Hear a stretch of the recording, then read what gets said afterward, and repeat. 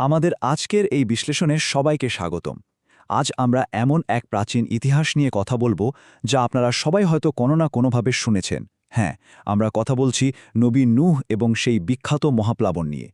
তবে দাঁড়ান, আজকের আলোচনাটা কিন্তু কোনো সাধারণ গল্প বলা নয়। সরাসরি মূল তথ্যসূত্র ঘেঁটে আমরা আজ এই ঘটনার একেবারে ভেতরের দিকগুলো বিশ্লেষণ করব। প্রাচীন যুগের সমাজবিজ্ঞান, সেই সুবিশাল নৌকা বা আর্ক তৈরির পেছনের চমকপ্রদ ম্যাটেরিয়াল সায়েন্স আর এই মহাপ্লাবনের সাথে জড়িয়ে থাকা গভীর পরিবেশগত নৈতিকতা, এই সব কিছুই আজ উঠে আসবে। তো চলুন আর দেরি না করে মূল আলোচনায় প্রবেশ করি। শুরুতেই একটা ব্যাপার একটু ভেবে দেখুন তো, মানবজাতির আদিপিতা আদমের পর প্রায় 10টি কুরুন বা প্রজন্ম ধরে মানুষ কিন্তু সম্পূর্ণ বিশুদ্ধ একেশ্বরবাদে বিশ্বাসী ছিল। তারা এক স্রষ্টারই উপাসনা করত। তাহলে একটা বড় প্রশ্ন হল, এত দীর্ঘ সময় পর একটা পুরো সমাজে এই বহুশ্বরবাদ বা মূর্তি পূজার কনসেপ্টটা ঠিক কীভাবে শেকড় গাড়ল? মানে একটা সভ্যতা কিভাবে তার স্রষ্টাকে একেবারে ভুলে যায়? এটা কিন্তু রাতারাতি ঘটা কোনো বিষয় ছিল না। চলুন দেখি ধাপে ধাপে ঠিক কি হয়েছিল। আসল ব্যাপারটা হলো, এই পরিবর্তনটা ছিল বহু প্রজন্ম ধরে চলা একটা চরম মনস্তাত্ত্বিক প্রতারণা। প্রথমে সমাজের 5 জন অত্যন্ত সৎ এবং পুণ্যবান মানুষের মৃত্যুর পর মানুষ ভাবল, আচ্ছা, এদের তো মনে রাখা দরকার। তাই তারা ওই মানুষগুলোর আড্ডার জায়গাগুলোতে কিছু মূর্তি বা স্মৃতিস্তম্ভ তৈরি করল। লক্ষ্যটা খুব সাধারণ ছিল, তাদের দেখে শুধু একটু অনুপ্রেরণা নেয়া। কিন্তু জেনারেশনের পর জেনারেশন যেতে যেতে আসল উদ্দেশ্যটাই হারিয়ে গেল। পরের প্রজন্মগুলো ভাবল, এই মূর্তিগুলোই হয়তো তাদের ভাগ্যনিয়ন্তা। এভাবেই নিছক স্মৃতির স্মরণের জায়গাটা দখল করে নিল প্রত্যক্ষ উপাসনা। এখানে একটা দারুণ ইন্টারেস্টিং ডেটা আছে। ওই যে 5 জন পুণ্যবান ব্যক্তির কথা বললাম, কালক্রমে তারাই 5টি সুনির্দিষ্ট দেবতার রূপ পেয়ে যায়। খেয়াল করে দেখুন, মানুষ কিভাবে নিজেদের কাঙ্ক্ষিত জিনিসগুলোকে দেবত্বের রূপ দিচ্ছিল।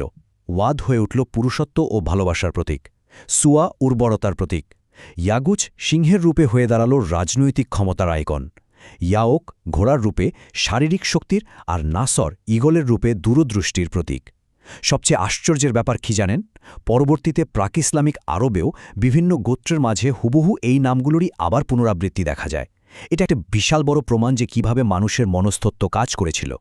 এবার স্ক্রিনের এই সংখ্যাটার দিকে একটু তাকান, 950। এটা স্রেফ একটা সংখ্যা নয়, এটা অবিশ্বাস্য রকমের একটা ধৈর্যের গল্প। নূহ ছিলেন প্রথম রাসূল, যাকে পাঠানো হয়েছিল একেশ্বরবাদ থেকে মানুষের এই পদ্ধতিগত বিচ্যুতিটা ঠিক করার জন্য। আর এই সংশোধনের জন্য তিনি একটানা 950 বছর ধরে ধৈর্য নিয়ে প্রচার চালিয়েছিলেন। একবার ভাবুন তো, একটা মাত্র লক্ষ্যের পেছনে প্রায় 100 সহস্রাব্দের নিরলস একটা সংগ্রাম। এই এত দীর্ঘ সময় ধরে নূহের কাজ করার ধরনটা দেখলে অবাক হতে হয়। একদিকে তিনি দিনরাত প্রকাশ্যে গোপনে যৌক্তিক আবেদন করেছেন, মানুষকে স্রষ্টার সৃষ্টির নিদর্শনগুলো নিয়ে ভাবতে বলেছেন, এমনকি ক্ষমার বিনিময়ে বৃষ্টি, সম্পদ আর সন্তানের প্রতিশ্রুতিও দিয়েছেন। কিন্তু উল্টো দিকে কারা ছিল? সমাজের অভিজাত আর প্রভাবশালী একটা শ্রেণী, যাদের বলা হতো মালা। এই শ্রেণীটা তাদের সম্পদ আর ইগোর কারণে নূহকে রীতিমতো পাগল বলে আখ্যা দিল। তারা বলল, তোমার সাথে কথা বলতে হলে আগে তোমার ওই গরিব অনুসারীদের তাড়াও। পরিস্থিতি এমন পর্যায়ে গিয়েছিল যে নূহ যখন কথা বলতেন, তারা নিজেদের তো বটেই, তাদের বাচ্চাদের কানও শক্ত করে চেপে ধরত, যাতে একটা কথাও কানে না যায়। 7 নম্বর সেকশন, পরিত্রাণের বস্তুগত বিজ্ঞান। চলুন ইতিহাসের পাতা থেকে এবার একটু ইঞ্জিনিয়ারিংয়ের দিকে চোখ ফেরাই। আচ্ছা, মরুভূমির মতো একটা শুষ্ক, সমুদ্র থেকে বিচ্ছিন্ন এলাকায় একটা সুবিশাল নৌযান নির্মাণের কথা একটু কল্পনা করুন তো। প্রাচীন গ্রন্থে বলা হয়েছে এই নৌকার প্রাথমিক নির্মাণ সামগ্রী ছিল আলসাজ নামক কাঠ। আধুনিক উদ্ভিদবিজ্ঞান যাকে শনাক্ত করেছে টেকটোনা গ্র্যান্ডিস, বা আমাদের খুব পরিচিত সেগুন কাঠ হিসাবে। এই কাঠ বেছে নেওয়াটা বস্তুগত বিজ্ঞানের একটা মাস্টার স্ট্রোক ছিল বলা যায়, কারণ সেগুন কাঠে থাকে উচ্চমাত্রার প্রাকৃতিক তেল, যা প্রাকৃতিকভাবেই কাঠকে পচনা ছত্রাক থেকে রক্ষা করে। কাঠ তো হলো, কিন্তু এর বিশালত্বটা কেমন ছিল? এর আয়তন ছিল প্রায় 167 মিটার লম্বা, 23 মিটার চওড়া এবং 14 মিটার উঁচু। প্রাচীনকালের যে কোনো জাহাজের চেয়ে এটা ছিল অবিশ্বাস্য রকমের বড়। আর ভেতরে জীববৈচিত্র্য রক্ষার জন্য 3টি আলাদা স্তর তৈরি করা হয়েছিল। নিচে বন্যপ্রাণী ও সরীসৃপ, মাঝখানে পাখি আর গবাদি পশু, এবং একদম ওপরে মানুষের থাকার জায়গা। আর কাঠামোটাকে পুরোপুরি ওয়াটারপ্রুফ করতে এর ভেতরে আর বাইরে মেসোপটেমিয়া বিটুমিন বা অ্যাসফল্টের প্রলেপ দেওয়া হয়েছিল। মানে বুঝতেই পারছেন, এটা কোনো সাধারণ পালতোলা নৌকা ছিল না, এটা ছিল একটা গ্লোবাল ডিজাস্টার সার্ভাইভাল প্রজেক্ট। সব প্রস্তুতি তো শেষ, এরপর আসে সেই মাহেন্দ্রক্ষণ। মহাপ্লাবন শুরুর সংকেতটা কিন্তু ছিল খুব রহস্যময়। কোরআনে একটা কথা আছে, ফরা আলতান্নুর, যার মানে হল চুলা থেকে পানি উথলে উঠল।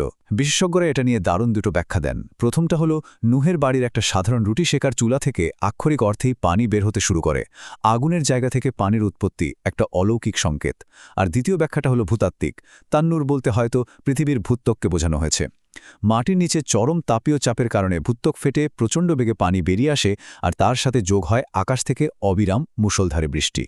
ঠিক সেই চারপাশের ভয়াবহ প্লাবনের মাঝেই ঘটে যায় একটা চরম হৃদয় বিদারক ঘটনা। বিশাল ঢেউয়ের মাঝে নূহ তার নিজের ছেলেকে দেখতে পান। একজন অসহায় পিতা হিসেবে তিনি আকুল আবেদন করে ওঠেন, হে আমার ছোট্ট ছেলে, আমাদের সাথে আরোহণ করো। কিন্তু তার ছেলে, সে অহংকার আর জাগতিক নিরাপত্তার উপর অতিমাত্রায় নির্ভরশীল হয়ে উত্তর দেয়, আমি এক পাহাড়ে আশ্রয় নেব, পাহাড় আমাকে পালি থেকে বাঁচাবে।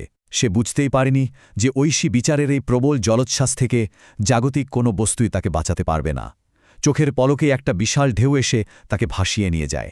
নিজের চোখের সামনে ছেলের সলিল সমাধি দেখার পর নূহ যখন স্রষ্টার কাছে আবেগঘন আর্জি জানান, তখন স্রষ্টার কাছ থেকে যে উত্তর আসে তা মানব সম্পর্কের সংজ্ঞায় চিরতরে বদলে দেয়।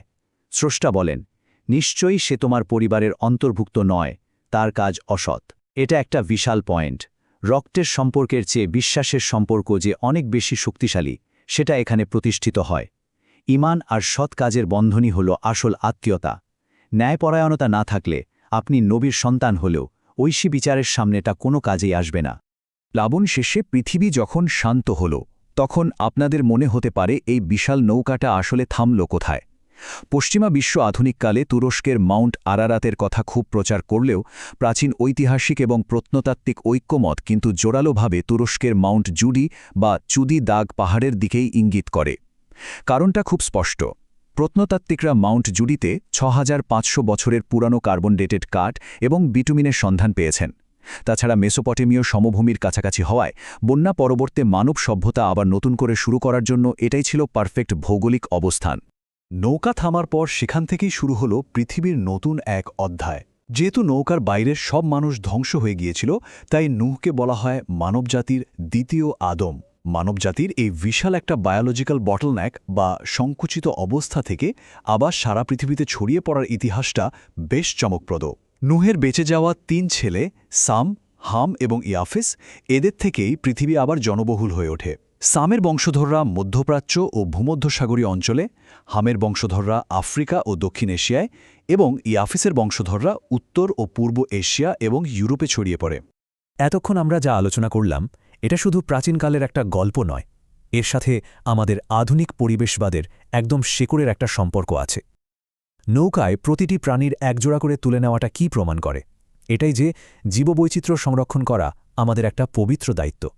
মানুষের দুর্নীতি আর অহংকার যখন পৃথিবীর মিজান বা প্রাকৃতিক ভারসাম্যকে ধ্বংসের মুখে ফেলেছিল, তখন এই মহাপ্লাবন ছিল সেই ভারসাম্য পুনরুদ্ধারেরই একটা ঐশী প্রক্রিয়া। এটি আমাদের বারবার খিলাফা বা এই পৃথিবীর প্রতি আমাদের যে স্টুয়ার্ডশিপ বা দায়িত্বশীলতা রয়েছে তার কথাই স্মরণ করিয়ে দেয়। আমরা আজকের বিশ্লেষণের একদম শেষ পর্যায়ে চলে এসেছি। নূহের এই দীর্ঘ ৯৫০ বছরের ধৈর্য এবং পরিবেশের প্রতি এই যে দায়িত্বশীলতা, এটা আজকের দিন আমাদের জন্য একটা বিশাল বড় লেসন। আমরা তো আজ এমন এক পৃথিবীতে বাস করছি যা প্রতিনিয়ত পরিবেশগত এবং নৈতিক বিপর্যয়ের চরম সীমার দিকে এগিয়ে যাচ্ছে। তাই আজকের এই ভারসাম্যহীন বিশ্বে দাঁড়িয়ে একটা বড় প্রশ্ন কিন্তু এসেই যায়, এই সময়ে একটি নতুন বিশ্বাসের নৌকা বা আর্ক অফ ফেইথ তৈরি করার অর্থ আসলে কি? এটা কি শুধু নিজেদের জন্য কোনো জাগতিক নিরাপত্তা তৈরি করা, নাকি স্রষ্টার প্রতি নিখাদ আত্মসমর্পণ করে তার এই সুন্দর সৃষ্টির প্রতি সত্যিকারের দায়িত্বশীল হয়ে ওঠা? প্রশ্নটা আপনাদের জন্য রেখে গেলাম। আশা করি এই বিশ্লেষণটি আপনাদের নতুন করে ভাবতে সাহায্য করবে।